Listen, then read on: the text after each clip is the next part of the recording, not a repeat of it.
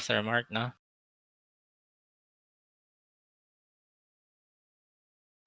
So let me present my screen. So to inform everyone po, lumabas po ang regional memorandum po a while ago wherein sinuspend po ang mga face-to-face in-service training sa mga teachers na naka-onsite. So instead of face-to-face po tayo ngayon, kanina umaga, lahat po tayo ay magiging online na lang po ang platform natin as I cascade to you our the result of our electronic self-assessment tool. So it was a release this morning po na suspended po ang face-to-face in-service training. So to cope up with that po, as I mentioned po, ang platform po natin ngayon ay online. Okay. Today po, I was tasked, so in our planning, I was tasked to discuss to you our electronic self-assessment tool results for proficient and highly proficient teachers. So, hindi po parehas ang tool for proficient and for highly proficient teacher na nagkatulad lang po sila sa last part of the tool. So, it's my pleasure po to present to you the results of our assessment.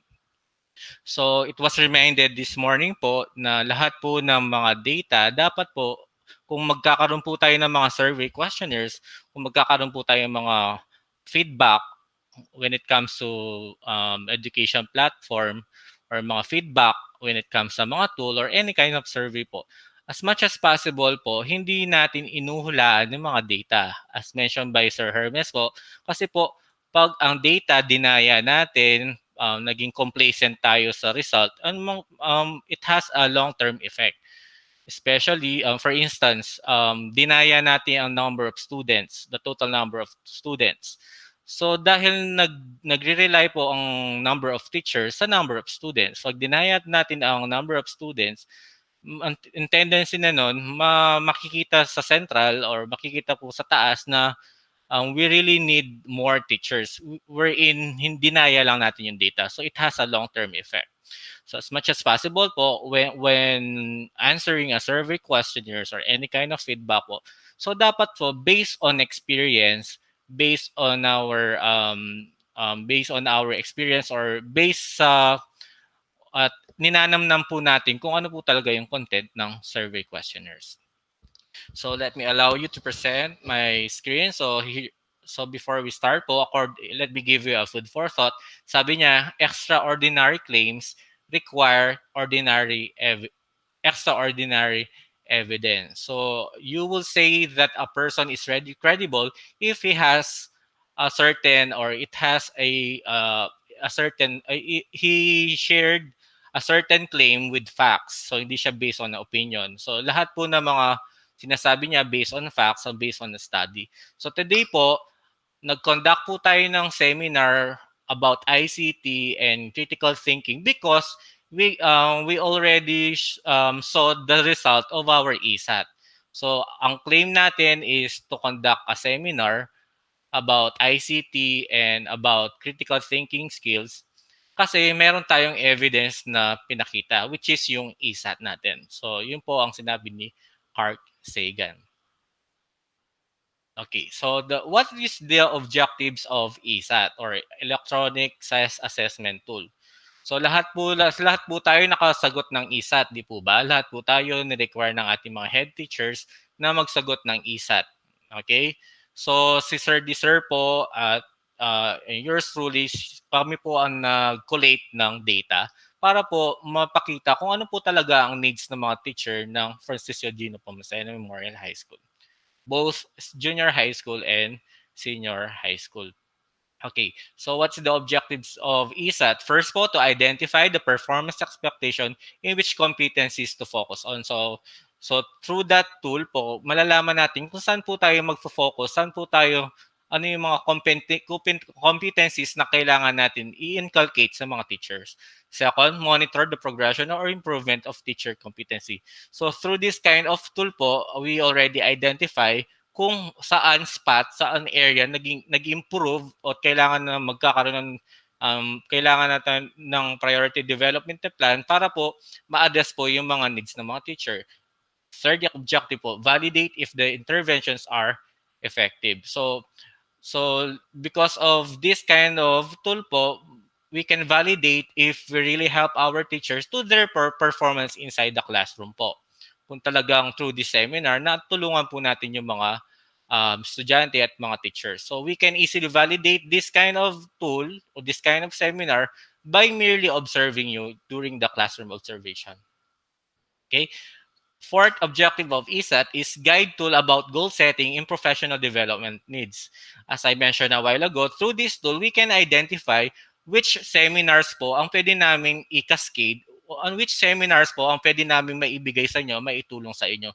Kasi po, output-based po siya. Okay? Unlike before, actually, gusto ko po yung ESAT kasi nga, evidence-based siya, output-based po siya. Unlike before, kung ano lang maisip ni ganito, ganyan, magpapaseminar ako sa ganyan without the basis.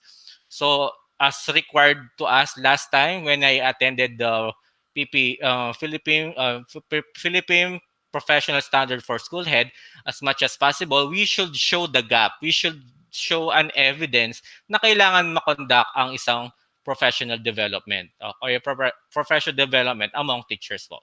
So those are the objectives under electronic self-assessment tool. Okay, so let's start with so participants came from 193 proficient teachers from teacher 1 to 3. So let me show to you the results. And that ESAT po is divided into three. And the first part is level of capability, and then priority improvement, and then the other one is the core values. So let me start with objectives under level of capability. Ibig sabihin dito makikita, 'di ba, matatandaan nyo pag highly very high kayo sa isang objective, dapat later on yung priority part will be moderate or lower, 'di ba? Dapat they are inversely proportional. Ibig sabihin, pag mataas ang isa, dapat mababa yung isa. Okay. So, we can as much as possible, dapat yung data dapat nagtatali. Mataas ang isa, isa mababa. So, let me show you the first part. Under the level of capability po, so here's the result po. So before that po, how did I come up with this kind of data? Actually po, based on statistics, once you are dealing with nakikita po ba yung screen, Sir Mark? Okay, see. So take a look at these colleagues. So in answering a survey questionnaire po, as much as possible, you should use the mean, okay? Makikita, sir.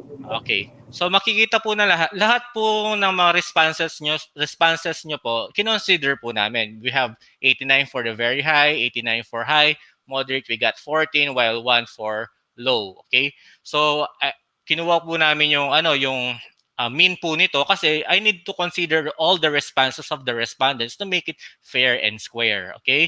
So that's why I came up with 3.378. So may Likert po yan. So ang Likert po natin, if the certain data plot into 1.75, it is considered as low. 1.76 to 2.5, it will be no moderate. 2.51 to 3.25 high, and 3.26 to 4, it will become very high. So upon getting the mean of all the respondents perspective or answers, ito na po yung kalalabasan. So that's why I came up with 3.378, and then the corresponding description for that is very high. So lahat po ng mga data po, lahat po yan ay treated as fairly distributed. At the same time, na-compute sila through the use of mean. Kasi pag mean, lahat po kino-consider mo lahat ng responses. So let me go back to our presentation. Okay. So my dear colleagues, upon looking the data po, okay, so ang pinaka-rank 1 natin among the objectives sa RPMS na disinagutan natin ng RPPST, okay, ang pinaka-highest po na nakuha natin is set, achieve appropriate learning outcomes that are aligned with the learning competency. Ibig sabihin, lahat ng tinuturo ng teacher, it is anchored to the learning competency or at that time po, wala pa po tayong MELT, ginagamit po natin is curriculum guide. Okay. Second po is applied knowledge of content within a course curriculum teaching areas, and so on and so forth. So take a look at this, my colleagues. So as you can see, yung naka-highlight po na kulay red, which is ensure the positive use of ICT to facilitate the teaching and learning processes, PPSC indicator 1.3 to 0.2. So as you can see, we got 3.238342. Ibig sabihin, list among the list po si ICT. That's why po we invited Sir Disser po to discuss on Friday po yung how to inculcate on how we integrate ICT in our teaching learning process. So that's why yun, we have an evidence that among the 12 or among how many among the 12 objectives, so one of the priority improvement plan or priority na para gumawa ng professional development is to ensure that we facilitate our teaching learning through the use of ICT. Okay. So as I mentioned a while ago po, our level of capability is inversely proportional to the priority of development. Kung mataas tayo sa objective nito, dapat dito tayo mababa or vice versa. Okay. So here's the objective on this part. Okay, as you can see po, lahat naman po ng mga objectives na sinet po natin or objective sa PPST po, lahat po sila moderate, and then among these, sino yung pinakamababa? Okay, makikita pa rin po natin dito sa part na to na rank 9 pa rin siya, so kailangan ipa-prioritize pa rin natin siya para sa mga teacher o sa mga kasamahan natin teacher na facilitate nila yung class nila sa Google Classroom or any kind of platform with the use of ICT. So kahit na mahirap na ang pagkakataon na kayo pong nasa bahay on Friday po, hindi po kayo on-site on Friday. So si Sir Disser po, i-share niya po sa inyo kung paano natin yung mga apps or any kinds of platform sa ICT. So as much as possible, gawin natin siyang learning by doing para hindi po natin siya nakakalimutan. Okay. Okay, as I mentioned a while ago po, ang mga proficient teacher ay iba ang tool nila for highly proficient teachers. So these are the master teachers. Okay, that's why we have one speaker for proficient teacher and one speaker for highly proficient teacher para po balance po ang ating professional development, this in-service training. So let me share to you our result for highly proficient teacher using the ESAT form. So still they have the level of capability. Okay. So here, so lahat po niya, so naka-jumble na po siya according to the mean, okay? As you can see po, ang pinakamataas po ng teacher, ng mga master teacher is perform various related activities that contribute to teaching learning process. Okay? So and then as we go on po, makikita natin lahat naman po sila very high, pero we need to consider the mean or the mean of each objectives. So upon looking the data po, ang pinakamababa natin, sorry po na naputol siya.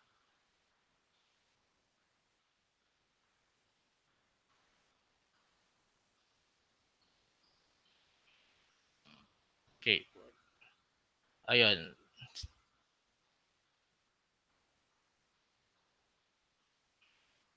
Kamusta naman yung mga viewers natin, guys? Maraming na ba? Ilan na ba sila? Okay. So upon taking a look upon taking the ESAT or tool po, we found out that the lowest among the objective is still promoted effective strategy in positive use of ICT to facilitate teaching and learning process. Di ba? Pinaka-lowest siya. So, ibig sabihin, priority rin siya ng mga master teachers. Kaya po, binangga rin, so, two birds in one stone yan si Sir Disser on Friday. So, pwede niyang i-share sa mga teacher 1 to 3 at the same time, pwede rin pong i-share yung ICT sa mga master teachers. So, kasi among the 12 objectives, ang pinakamababa natin is 1.2 or promoted effective strategy in the positive use of ICT to facilitate the learning process. Ibig sabihin, nagja-jive yung needs ni teacher 1 to 3 at master teachers. So hopefully, i-enhance pa natin yung skills natin on how we promote teaching learning processes kahit na ibang platform siya using the ICT po. Okay, so yun, makikita naman po na 1.2 pa rin po or pinakamababa pa rin po yung integration of ICT sa platform. Okay. Yun po. So that will be for level of capability sa mga master teachers. So if you have question po, you may write down your question po sa our chat pane sa YouTube po para po may entertain po natin later on. So babasahin na lang po nila Sir Mark as pwede po nilang i-copy paste sa chat pane po namin sa Google Meet. Okay? Okay. What about the level of priority for development? Okay. Level of priority for development. Okay. Take a look at this, guys, or my colleagues. As you can see, yung red part is somehow siya sa mga pinakamababa sa object. So, hindi ibig sabihin ito yung red na to, yun yung pa-priority natin. So, lahat ng mga part na to na nakikita nyo yung blue part is part of our seminar next time po. Okay? So, as of the moment po, napili namin yung 1.3 objective, develop applied effective teaching strategy to promote critical and creative thinking as well as higher order thinking skills. So, lahat ng didiscuss po ni Ma'am Sherilyn Reyes po on Friday po, it's all about on how we touch the hats. So as much as possible po, as a teacher po, we always use hats instead of lots or lower order thinking skills. Okay, so i-guide niya po tayo or she will give some points or checklist on how we promote hats as we teach our children or our learners in different kinds of platform. Okay? So lahat na nakita natin blue part will be part or will be one of the topics or one of the theme na pwede nating i-discuss next time magkakaroon tayo ng inset or lock session among our colleagues in our different departments. So hindi naman kailangan ang mga teacher magkakaroon ng inset para magkaroon ng professional development. Pwede natin itap ang mga master teachers so wherein they need to facilitate a lock session with you guys, with your colleagues, or not necessarily a master teacher as long as ang teacher ay really equipped and he already mastered a certain objective among these objectives. Pwede naman pong mag-share si teacher 1 to 3, hindi lang po kailangan si master teachers. So sa mga kapatid, so you may choose among this lowest rate, lowest min po. So among this ang pinakamababang min po, pwede po kayo pumili ng mga topics yan para makakapag-share po tayo sa mga kasamahan natin sa Francisco de Nepomuceno Memorial High School. Okay? So kasi evident-based siya, meron tayong data, meron tayong extraordinary claim, we have extraordinary evidence. So ito yung mga evidence na masasabi natin na ito po ang needs ng Francisco G. Nepomuceno Memorial High School. If dinaya, o take a look at this po, if dinaya nyo po yung ESAT, tignan nyo, masasayang po yung budget kasi binebudget namin yung seminar based sa needs ninyo. Okay? Kung hindi nyo masyadong ninamnam bawat letra, bawat words, bawat phrase na binigay ng ESAT sa inyo, dinaya nyo lang. Tapos, kaming mga nasa school, sa admin part, dahil nakita namin na ganito yung needs namin, so yun yung iba-budget namin inset or training. Kaya as much as possible, pag nagsasagot po tayo ng any kinds of survey, dapat ninanamnam natin yung bawat meet ng tool na yon para po meron siyang magandang effect later on po. Okay? Okay. Okay, on this part, so yun. So we have part 1 and part 2. The part 1 is for proficient teacher while the part 2 is for highly proficient teacher.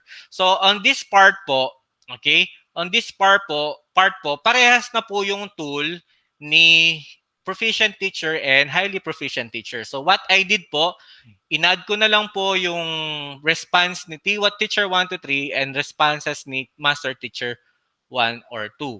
Okay? Kasi parehas lang ang tool, so pwede na din silang i-combine. Unlike kanina, magkaiba yung objective. Okay? And then, later on po, di-discuss, matatandaan nyo, di ba, yung sa tool na yon, matatandaan nyo sa Google Drive na yon, na di ba may yes or no lang. Pag you may say yes kung you already imbibe that competency or you already imbibe that behavior competency, you choose no if not. Di po ba? Natatandaan niyo po ba yung yes or no? So what I did po, kinode ko po siya. Pag sinabing yes, 1. Pag sinabing no, 0. Tapos ito-total ko lang po. Ito-total ko lang po yung ilan yung 1 sa proficient teacher, ilan ang nagsagot ng 1 sa highly proficient teacher. So that I could somehow see kung how many of the teachers na nagsasabi na na-imbibe na nila po yung core behavioral competency. Okay? So let's start with the self-management. So yan po, among 193 plus 27, among 220 participants or respondents of Francisco G. Nepomuceno Memorial High School. So here are the responses of the respondents. So take a look at these 5 items. As you can see, hinighlight ko lang po yung pinaka-lowest among the core behavioral values. So as you can see po, we got 207 is the lowest among the group. So it's rank 5 apparently. So sabi niya dito, mahina po o kaya di nila master or di pa na master sa mga teacher yung prioritizes work, tasks, and schedules. Okay. Pwede kayong mag-chat or you may suggest to your head teacher, to your master teacher to come up with professional development anchored to this objective. Ibig sabihin, so nahihirapan tayong mag-balance ng mga work tasks according to due date, according to deadline or whatever. So as much as possible as a teacher, that's why malaking tulong yung weekly home learning plan wherein we actually totally budget our time, our task based on date o kaya kung anong day mo siya pwedeng ituro, ganyan. So ako bilang school head ko, as much as possible, ang ginagawa ko, share ko lang, SKL. So share ko lang sa inyo, bago ko pumasok sa school, iniisip ko na kung ano yung mga tatrabahuin ko within the day.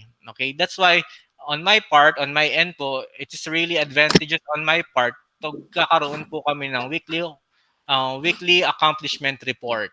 Okay? Para po at the same time, o kaya yung mga pinaplot po namin yung mga actividades namin throughout the week. Okay? So from that on po, ako mga iba naman nagsi-sticky notes, mga iba man things to do, yung mga ganun. So sa DepEd, pag natambakan po kayo ng trabaho, mawawala po talaga po kayo ng motivation to deal with your students or your colleagues kasi nga natambakan na po kayo. As much as possible, we don't really need to be complacent sa mga tasks na binibigay sa atin kasi pag natambakan tayo yung performance natin ay naaapektuhan. So we can somehow use also 1.5 kasi isa lang po ang lamang niya. Okay, 5 is 207, rank 4 is 208. So pwede rin naman natin i-share o pwede rin natin i-share sa group natin yung number 5, set high quality, challenging, realistic goal for self and others. So that's the lowest part of self-management core values is 1.4, which is prioritizes work tasks and schedules. Kasi ang DepEd po ay bread and butter natin. So, yun yung po magiging priority natin. So, we might somehow entertain some different tasks. Pero ang priority po natin is DepEd. Kasi siya po ang pinaka bread and butter natin. So, siya po talaga ang pinaka priority natin sa pang-araw-araw. Okay? Next po. So, wala pa po bang mga katanungan, Sir Mark, in our YouTube channel? Wala pa po. So if you have some question po, pwede po kayong mag-chat sa chat pane. So don't forget to skip the ad. Kasi papagalitan tayo ni Sir Hermes. Okay po. So yun. So let's moving on po under professionalism and ethics. Okay. So as you can see po, Ito nakaka-shock. Makes personal sacrifices to meet organization needs. Makes personal sacrifices to meet organization needs. So, ibig sabihin, hindi tayo makalet go sa exigency of work. Pag sinabi ni boss na pakipas po, ganito, gagawin po natin, magtulungan po tayo sa ganyan. So, nahihirapan natin i-detach ang sarili natin sa extracurricular activities. So, nahihirapan tayong somehow i-dedicate ang self natin sa DepEd. Okay? So, dapat, yon. So, siguro magkakaroon po tayo ng seminar regarding this one. So, let's consider also, pwede na naman 4, acts with the sense of urgency, responsibility to meet the, ayun, di ba? It's somehow correlated, no? It's all about on how to dedicate yourself in DepEd. Okay? So bilang teacher, as I mentioned a while back po, as much as possible po, we really need to be available 24/7 pag kinakailangan po tayo ng bread and butter natin, which is DepEd po. Okay, so that's under professional and ethics. So really need to be professional, and at the same time you need to be ethical when it comes to in dealing with our DepEd related works. Okay, so that's for professionalism and ethics. Okay, so next po, result focus.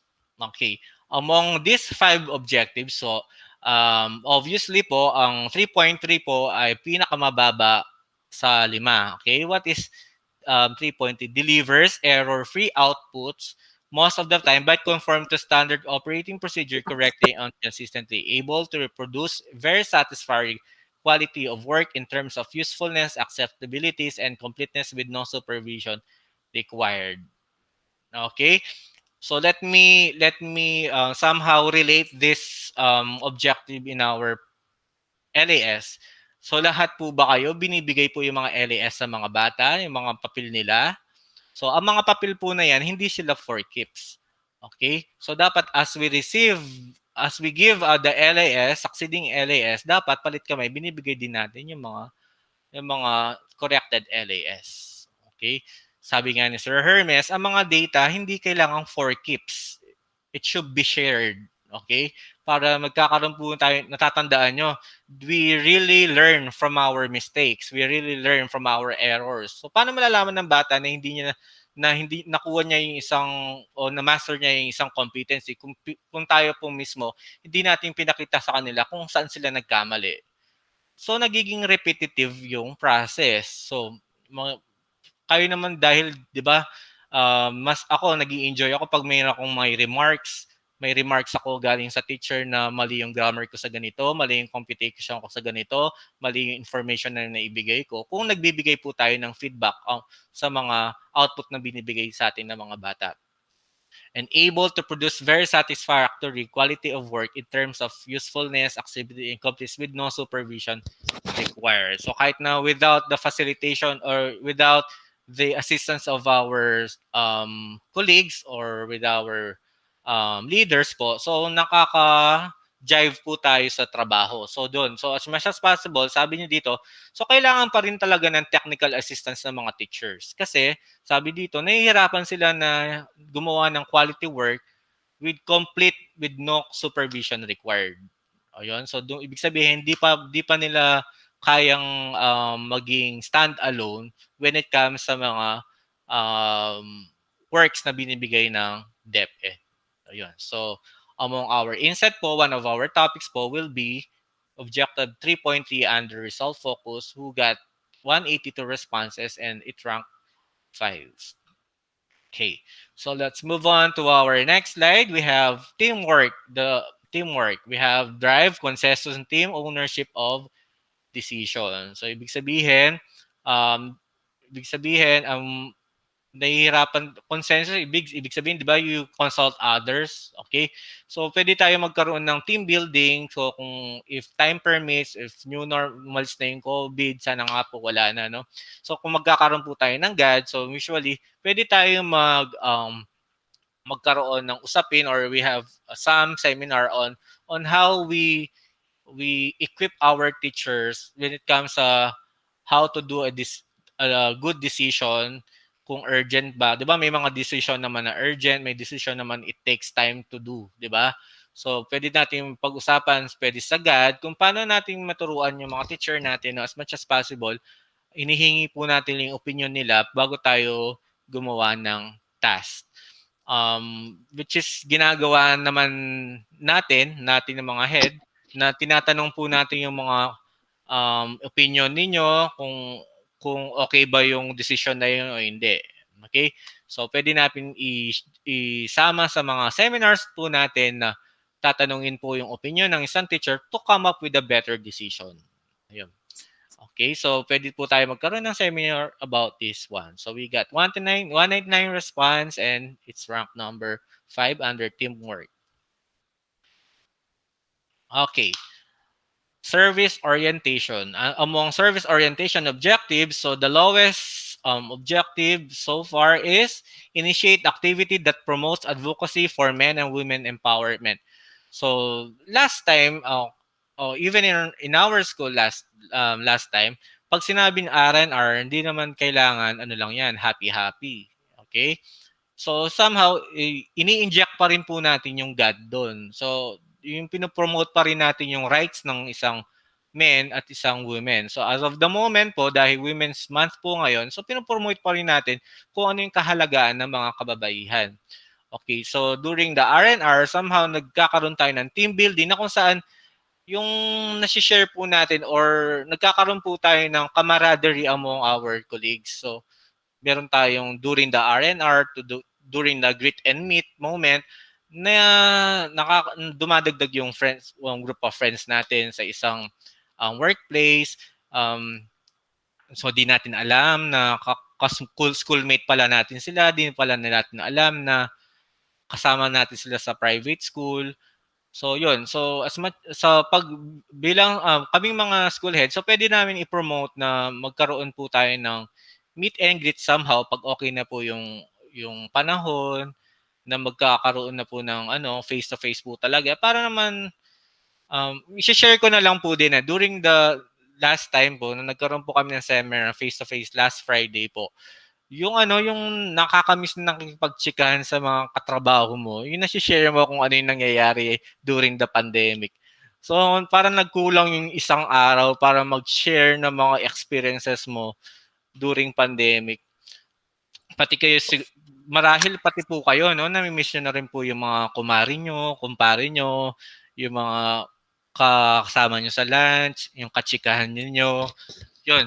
So, nung nangyari yung seminar na po yun, parang na-relieve po kami, na-refresh po kami sa kwentuhan namin kasi more than 1 year po hindi po kami nagkita-kita. Yung nag-share po kami ng mga experiences namin. Lahat ng mga experiences namin, mga hirap, mga sakit, saka yung mga kasiyahan during the pandemic. So hopefully ipag-pray po natin maging COVID-free na po yung buong mundo para po na re-refresh po tayo na hindi laging laptop ang kaharap natin, hindi yung mga webcam, hindi lang phone na lagi nating kaharap pag nakikipagsalamuha po tayo sa mga kapwa nating professional. So sana maging okay na po para ma-promote naman po natin na we empower our rights as a individual. So hopefully po maging okay na para po magkaroon po tayo ng seminar about R&R o kung magkakaroon po tayo ng activities like R&R, yung mga chit-chats, small chit-chats, para po naman nakatulong po sa mental health po natin bilang professional. Okay. Lastly po, under the innovation, so last time po pinag-usapan po natin innovation. Ako po yung naging speaker ninyo, no? Yun po. So, yun, pinasok na rin po namin si Sir Hermes yung innovation kasi po, isa sa mga priority improvement. So, kailangan ipa-prioritize para mag-improve po yung competence or yung para ma-equip pa more on yung mga teachers about innovation. Okay. So dapat pag nagawa po tayo, pag isip na po tayo ng innovation na samang nakakatulong sa atin, sa mga estudyante, magulang, or sa school community para po mapataas pa po yung antas ng education.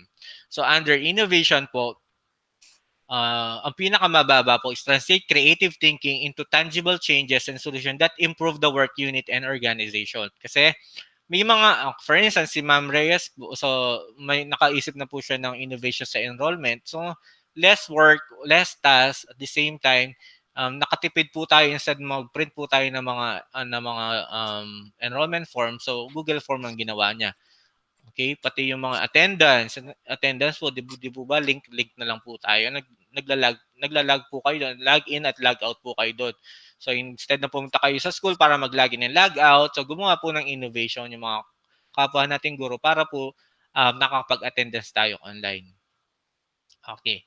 Next po, uses ingenious method to accomplish responsibly, demonstrate resourcefulness and ability to succeed with minimal resources. So, for instance, on my end po, as I mentioned last time po, ginawa ko po, lahat po ng LAS ng senior high school po, in-imbibe ko po siya sa isang QR code para po ma-access ng mga bata lahat ng LAS nila. Instead na pumunta po sila dito at magpi-print po ang mga teacher, magsi-stapler, magsusort.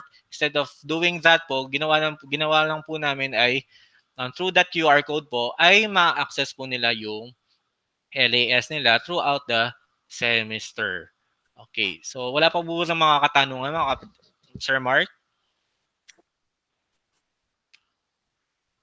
Okay pa ba tayo?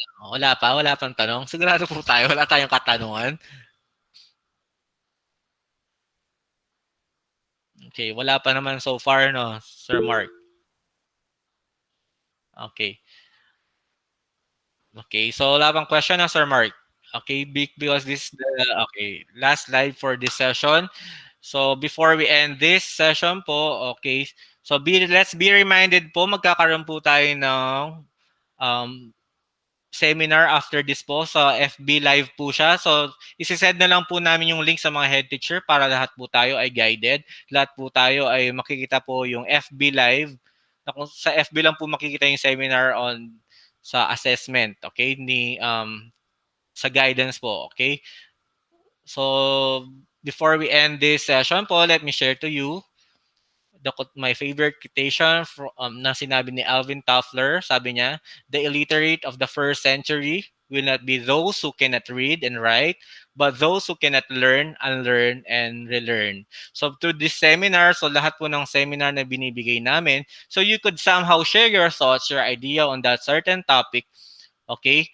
So ito yung lagi kong ini-impose sa sarili ko. We always empty our cup.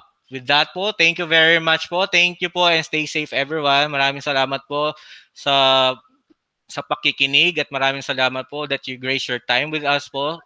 So kahit na pandemic po, na troubleshoot po agad natin yung problem na magkakaroon po tayo ng different platform po during the Inset in-service training po.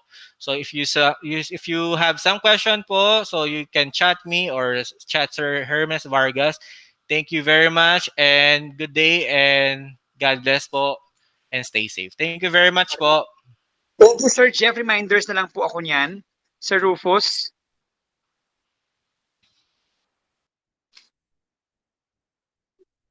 Okay na ako. Sige po. Okay, thank you very much po sa mga umattend. Thank you so much, Sir Jeff, for the wonderful presentation on the results of the electronic self-assessment tool. Kagaya po na sinabi ni Sir Jeff, we will be using that on the coming days and as basis for our LND or Learning and Development. Reminders lang po, 2 to 4 o'clock po ngayong araw, we should have our orientation on portfolio and other forms of assessment as basis for career development mo. Yan po ang gagawin natin ngayong 2 o'clock to 4 o'clock that will be aired or streamed on the FB Live and on DepEd Facebook pages. Of course, that is very important. So all advisors, all teachers, please umattend po tayo. Sa mga nanonood naman sa YouTube, kanina, chinek ko, nasa 95 lang yata, medyo wala po yata yung iba. Again, I'm encouraging everyone to please join our in-service training. I was checking kanina po. Dapat po nasa 200 mahigit tayo, 227 to be exact. Pero kanina I was checking, nasa 95 lamang po tayo. Tomorrow po, wala na tayong Zumba muna. Bali po ang ating opening, ang nationalistic song and prayer po will be done at the boardroom. And of course, our host will still be Ma'am Pai. Doon muna po tayo. Of course, our visitors for tomorrow, Honorable Amos Rivera and Vice Mayor Vicky Vega Kabigting will stay po sa boardroom. Yung po mga nasa on-site bukas na grade 10, stay lang po kayo sa inyong mga classrooms at sa inyong mga sa ating faculty room. You can just stay there. Anyway, the food will still be provided for our on-site teachers. Yun po ang mangyayari sa atin, no? Meron po lumabas na memorandum, kalalabas lang po coming from Regional Director May Eclar na hindi muna po tayo pwede mag face-to-face sa ating mga training for our teachers. And of course, we have to comply as we are still combating the onslaught of the COVID-19 pandemic. Yun po, ne? So, huwag niyo po kalimutan na sumagot sa inyong day 3 link for evaluation ngayon. Ipa-flash po yan dito pagkatapos ko magsalita. At syempre, ay inyong daily journal number 3. Okay? Ang cards out po natin, I'm telling everyone, ito po ay i-send na lang ninyo sa mga estudyante. Soft copy na muna po. Wala munang face-to-face para hindi tayo makadagdag sa COVID cases na nag-surge as of the moment. So, to minimize that, picture lang po ang mga cards or grades ng mga bata and just send it to them or to their parents. That is a way to minimize our physical contact and face-to-face meeting with our clientele. Okay? So yun lamang po for this afternoon session. We may now proceed to our 2 to 4 session with the orientation portfolio in other forms of assessment as basis for career development. So in behalf of the administration, Sir Jeferson, our assistant principal, and all the working committee of the Inset for today and until Friday, thank you so much and enjoy the rest of your afternoon. Maraming salamat po. Okay, thank you po sa lahat. So, can I flash the QR code, Sir Mes? Sure, sir. Okay. Okay. For a minute.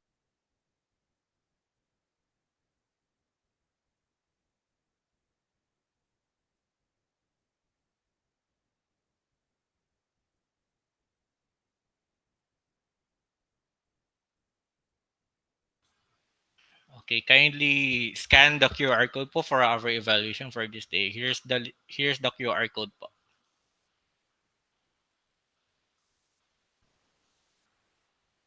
It's already flashed or marked. Okay. So paki-picture na lang po para po mabigay po natin sa mga kasamahan po natin ang our evaluation for the third day of our in-service training.